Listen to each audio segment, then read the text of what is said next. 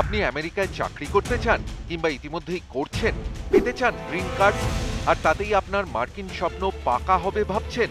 আপনার ভুল সজোরে ভাঙলেন মার্কিন state secretary Marco Rubio. Green card থাকলেও আমেরিকার নাগরিকত্ব নিশ্চিত নয়, জানালেন ইউএস স্টেট সেক্রেটারি। আমেরিকায় এরকম বহু ভারতীয় অন্যান্য দেশের প্রবাসীরা আছেন যারা কর্মসূত্রে বহুদিন থেকে গ্রিন কার্ড অর্জন করেছেন। আবার এমনও আছেন যারা সেই দেশের কোনো নাগরিকের সঙ্গে বিয়ে করে গ্রিন কার্ড পেয়েছেন। এবার কি তাদেরও হাতে পায়ে বাধা পড়বে শিকল? দেশে থেকে রাষ্ট্রবিরোধী কাজ করলে গ্রিন কার্ড থাকলেও তা বাতিল করা হবে। নিজের এক্স হ্যান্ডেলে এমনটাই জানালেন সেক্রেটারি মার্কো রুবিও। আমেরিকায় গ্রিন কার্ড স্বাভাবিকভাবে আমেরিকান নাগরিকত্বের একটি উপায়। আপনি কোনো আমেরিকান নাগরিক বা গ্রিন কার্ড প্রাপ্ত নাগরিকের স্বামী, স্ত্রী, পিতা, মাতা বা সন্তান হলে গ্রিন কার্ড পেতে পারেন। এছাড়া কোনো ব্যক্তি যদি নিজের দেশে নিরাপদ বোধ না করেন এবং সেখান থেকে পালিয়ে এসে রাজনৈতিক আশ্রয় চান, সেক্ষেত্রে তাকে গ্রিন কার্ড দেয় মার্কিন সরকার। কিন্তু কেন বাতিল হবে গ্রিন কার্ড?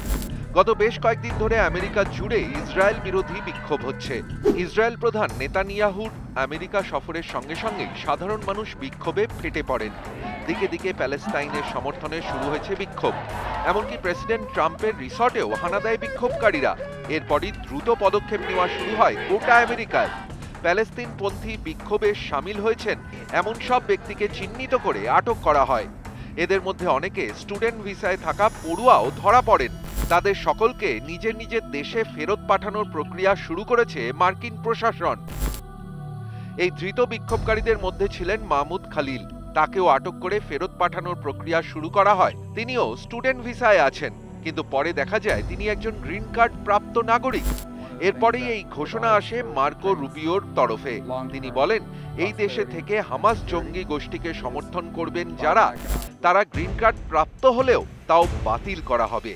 প্রসঙ্গত, মার্কিন আইন অনুসারে কোনো ব্যক্তির গ্রিন কার্ড প্রশাসন বাতিল করতেই পারে যদি সেই সমস্ত ব্যক্তি এমন কোনো দুর্নীতির সঙ্গে যুক্ত থাকেন যা রাষ্ট্রবিরোধী বা নৈতিকভাবে স্খলিত।